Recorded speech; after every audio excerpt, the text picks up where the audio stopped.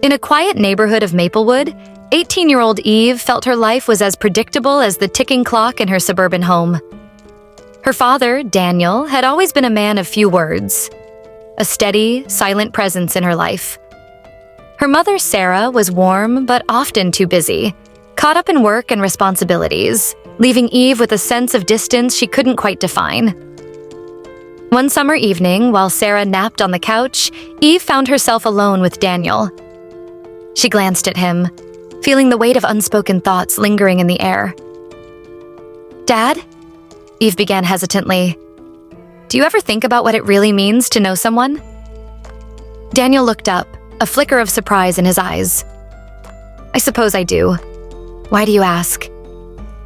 Their conversation began lightly. Favorite books, childhood memories, a few family mishaps that made them laugh. Yet each moment felt oddly intimate, as if they were uncovering hidden corners of each other's lives. But as their connection deepened, Eve felt a strange weight on her chest. Was she crossing an invisible line? As the evening grew late, Eve glanced at the clock. "I should probably head to bed," she said, though part of her wanted to stay. Daniel nodded, seeming slightly reluctant. "Good night, Eve. I enjoyed this." "Me too, Dad," she replied, walking away with an unsettling mix of warmth and confusion. What had started as a simple conversation had left her heart racing, lingering in her mind long after. In the weeks that followed, their conversations became more frequent, often happening when Sarah was occupied.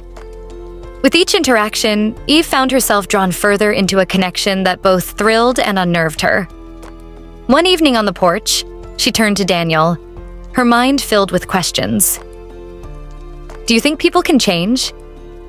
Daniel took a deep breath, as though weighing his answer. "People can change, but it takes real effort. Sometimes we get stuck in our own habits," Eve said quietly. "Breaking free can be hard." Daniel nodded, his gaze distant. "Yes, change means facing parts of ourselves that we'd rather avoid." Feeling a surge of empathy, Eve replied, "You don't have to face it alone." As the summer passed, Eve's feelings grew, blurring the lines she knew she should keep clear. She longed to help Daniel, to be a support for him.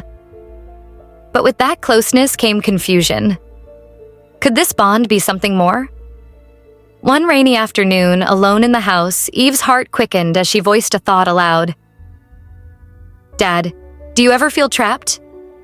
"Trapped?" Daniel asked, studying her carefully. "How do you mean?" "In life," Eve replied. "It feels like there are things we can't say, feelings we're not allowed to express." Daniel's face grew serious. "It's natural to want more, but sometimes those desires bring complications, especially in a family." Just then, the sound of a key turning in the door brought their moment to an abrupt end as Sarah entered, blissfully unaware of the tension in the room.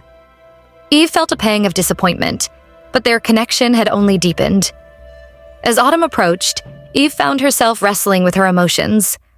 The bond she shared with Daniel felt powerful yet precarious, and one evening after dinner, they found themselves alone in the kitchen, the rain tapping against the windows. "Eve, I've been thinking," Daniel began, his tone serious. "I care about you a lot, but we need to be cautious. I don't want things to get complicated." "I don't either," Eve replied, her voice weighted with the unspoken bond between them. Daniel sighed, looking thoughtful. "It's okay to feel confused. You're growing up and your emotions are complex, but we have to respect our family's boundaries." Eve realized she was at a turning point. She could embrace the connection that had been growing between them or step back to protect the structure of their family. As the years passed, the bond between Eve and Daniel shifted naturally, transforming into one of deep, mutual respect. They embraced the roles they had always intended to fill in each other's lives.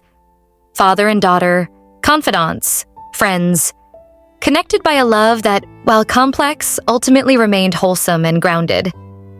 Eve poured herself into her ambitions, exploring her passions with the kind of energy that comes from self-acceptance.